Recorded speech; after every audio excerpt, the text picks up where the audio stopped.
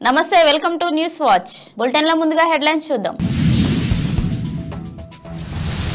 20.5 కోట్లతో రికార్డు సృష్టించిన fat Cummins IPL mini వేలంలో అత్యధిక ధరకు అమ్ముడైన క్రికెటర్ మాజీ మంత్రి మల్లారెడ్డిపై నమోదైన భూ కబ్జా కేసు హైకోర్టును ఆశ్రయించిన మల్లారెడ్డి తెలంగాణ భవిష్యత్తు కూడా ఇలానే ఉంటుందా కర్ణాటక సీఎం వైరల్ వీడియోపై కేటీఆర్ ట్వీట్ ప్రధాని అభ్యర్థి ఎవరో 2024 ఎన్నికల తర్వాత నిర్ణయించుకుంటాం ఇండియా కూటమిపై కీలక వ్యాఖ్యలు చేసిన దీది అక్రమ మైనింగ్ పై సత్యాగ్రహ దీక్ష చేపట్టిన సోమిరెడ్డి దీక్షను భగ్నం చేసేందుకు రౌడీలను ఇజ్రాయెల్ను పంపిన వైసీపీ కాంగ్రెస్ కి డొనేట్ చేసిన ఫండింగ్ బీజేపీకి వెళ్తుంది క్రౌడ్ ఫండింగ్ లో వింత లీలలు ఏపీకి దక్కిన అత్యుత్తమ ఇంధన సామర్థ్య అవార్డు రాష్ట్రపతి చేతుల మీదుగా అవార్డును అందుకున్న అధికారులు ప్రతి ఇంట 2 యాప్లు ఉండాలి ఏపీ ప్రజలకు విజ్ఞప్తి చేసిన సీఎం జగన్ బీజేపీకి షాక్ ఇచ్చిన గద్దె బాబురావు రాజీనామా చేస్తున్నట్లుగా ప్రకటించిన సీనియర్ నేత బిగ్ బాస్ విన్నర్ పల్లవి ప్రశాంత్ పై కేసు అభిమానులు చేసిన విధ్వంసానికి ఫలితాన్ని అనుభవిస్తున్న పల్లవి ప్రశాంత్ ఇక వివరాల్లోకి వెళ్దాం ఐపీఎల్ మినీ వేలంలో ఐపీఎల్ చరిత్రలో Australia cricketer fat Cummins record సృష్టించాడు అత్యధిక ధరకు అమ్ముడైన క్రీడాకారుడిగా నిలిచాడు ఏకంగా 20.5 కోట్లకు హైదరాబాద్ సన్ రైజర్స్ సొంతం చేసుకుంది కమిన్స్ కనీస ధర 2 కోట్లు రాయల్ ఛాలెంజర్స్ బెంగళూరు హైదరాబాద్ మధ్య తీవ్ర పోటీ జరిగింది మాజీ మంత్రి మల్లారెడ్డి హైకోర్టును ఆశ్రయించారు షామీర్పేట పోలీస్ స్టేషన్ లో తమపై నమోదైన కేసును క్వశ్చన్ చేయాలని కోర్టును కోరారు గిరిజనులకు చెందిన 47 ఎకరాల భూమిని కబ్జా చేశారంటూ ఈ నెల 6న మల్లారెడ్డిపై చీటింగ్ అట్రాసిటీ కేసు నమోదైంది మల్లారెడ్డితో పాటు 9 మందిపై పోలీసులు కేసు నమోదు చేశారు సోషల్ మీడియాలో వైరల్ అవుతున్న కర్ణాటక సీఎం సిద్ధరామయ్య వీడియోపై బీఆర్ఎస్ ఎమ్మెల్యే కేటీఆర్ స్పందించారు ఆ వీడియోను రీపోస్ట్ చేసి ఎన్నికల్లో ఇచ్చిన వాగ్దానాలు నెరవేర్చడానికి డబ్బులు లేవని సిద్ధరామయ్య అంటున్నారు హామీలు ఇచ్చే ముందు ఆలోచన చేయరా తెలంగాణ భవిష్యత్తు కూడా ఇలానే ఉంటుందా అని ప్రశ్నించారు కాగా సోషల్ మీడియాలో తమపై జరుగుతున్న ప్రచారాన్ని కర్ణాటక సీఎం ఖండించారు బీజేపీ నేతలు తమపై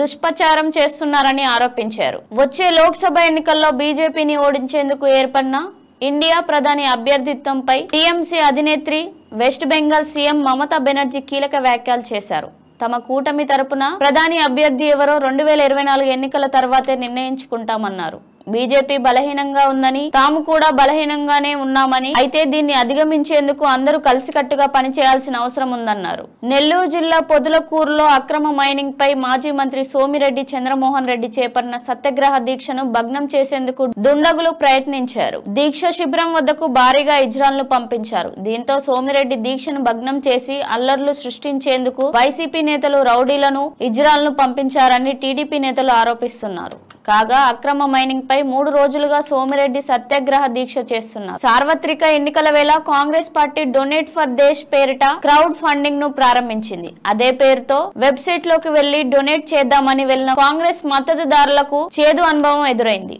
ఆ పేరుతో కనిపించే డొమైన్ పై క్లిక్ చేస్తే బీజేపీ వెబ్సైట్ కు వెళ్తుండడమే ఇందుకు కారణం దీంతో కాంగ్రెస్ డొనేట్ ఫర్ ఐఎన్సీ పేరుతో విరాళాలు సేకరిస్తుంది ఏపీకి అత్యుత్తమ ఇంధన సామర్థ్య అవార్డు లభించింది ఈ నేపథ్యంలో ఇంధన శాఖ అధికారులను సీఎం వైఎస్ జగన్ అభినందించారు ప్రతిష్టాత్మక నేషనల్ ఎనర్జీ కన్జర్వేషన్ అవార్డు 2023ని ఆంధ్రప్రదేశ్ కు దక్కించుకుంది ఏపీ సీఎం వైఎస్ జగన్ ను కలిసి అవార్డు వివరాలను ఇంధన శాఖ ఉన్నతాధికారులు తెలిపారు ఇటీవల న్యూఢిల్లీలో రాష్ట్రపతి ద్రౌపది ముర్ము చేతుల మీదుగా అధికారులు అవార్డు అందుకున్నారు పేద ప్రజలకు ఆరోగ్యశ్రీ పథకం ఓ వరమని సీఎం జగన్ అన్నారు ఆరోగ్యశ్రీ పరిమితిని 25 లక్షలకు పెంచుతున్నట్లు తెలిపారు ఇంకా ప్రతి ఇంట్లో దిశ ఆరోగ్యశ్రీ కొత్త కార్డులలో పేషెంట్ కు సంబంధించిన అన్ని వివరాలు ఉంటాయి క్యూఆర్ కోడ్ ద్వారా పేషెంట్ వివరాలు అన్ని డాక్టర్లకు తెలుస్తాయి ఆరోగ్యశ్రీ సేవల గురించి తెలియని వ్యక్తి ఎవరు ఉండకూడదు అని సీఎం అన్నారు మాజీ ఎమ్మెల్యే సీనియర్ నేత గద్దె బాబురావు బీజేపీకి రాజీనామా చేశారు ఆయన మీడియాతో మాట్లాడుతూ తాను నిజాయితీగా రాజకీయాలు చేసేందుకు చీపురుపల్లి ప్రజలు తనని ఆదరించి 2 సార్లు ఎమ్మెల్యే ఒకసారి ఎమ్మెల్సీ చేశారని పేర్కొన్నారు బీజేపీలోకి వచ్చిన 3 ఏళ్లలో పార్టీకి నిర్ణయాలకి కట్టుబడి పనిచేశానని, తన వ్యక్తిగత సమస్యల వల్ల బీజేపీకి రాజీనామా చేస్తున్నానని వెల్లడించారు. బిగ్ బాస్ విన్నర్ పల్లవి ప్రశాంత్ పై జూబ్లీ హిల్స్ పోలీసులు కేసు నమోదు చేశారు. ఆయనపై సొమోటోగా కేసు నమోదు చేసినట్లు పోలీసులు తెలిపారు.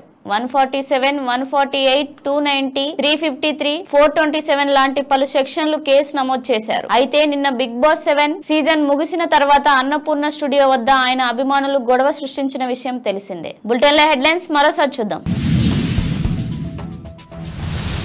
20.5 కోట్లతో రికార్డు సృష్టించిన ఫ్యాట్ కమిన్స్. ఐపీఎల్ మినీ వేలంలో అత్యధిక ధరకు అమ్ముడైన క్రికెటర్. మాజీ మంత్రి మల్లారెడ్డిపై నమోదైన భూ కబ్జా కేసు. హైకోర్టును ఆశ్రయించిన మల్లారెడ్డి. తెలంగాణ భవిష్యత్తు కూడా ఇలానే ఉంటుందా? కర్ణాటక సీఎం వైరల్ వీడియోపై కేటీఆర్ ట్వీట్. ప్రధాని అభ్యర్థి ఎవరో 2024 ఎన్నికల తర్వాత నిర్ణయించుకుంటాం. ఇండియా కూటమిపై కీలక వ్యాఖ్యలు చేసిన దీదీ. అక్రమ మైనింగ్ పై సత్యాగ్రహ దీక్ష చేపట్టిన సోమిరెడ్డి. దీక్షను భగ్నం చేసేందుకు రౌడీలను, ఇజ్రాయెల్ ను పంపిన వైసీపీ. కాంగ్రెస్ కి డొనేట్ చేసిన ఫండింగ్ బీజేపీకి వెళ్తుంది. క్రౌడ్ ఫండింగ్ లో వింత లీలలు.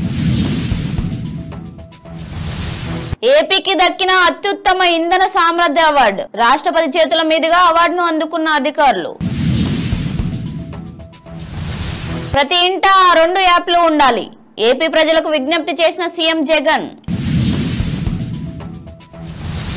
బీజేపీకి షాక్ ఇచ్చిన గద్దె బాబురావు. రాజీనామా చేస్తున్నట్లుగా ప్రకటించిన సీనియర్ నేత.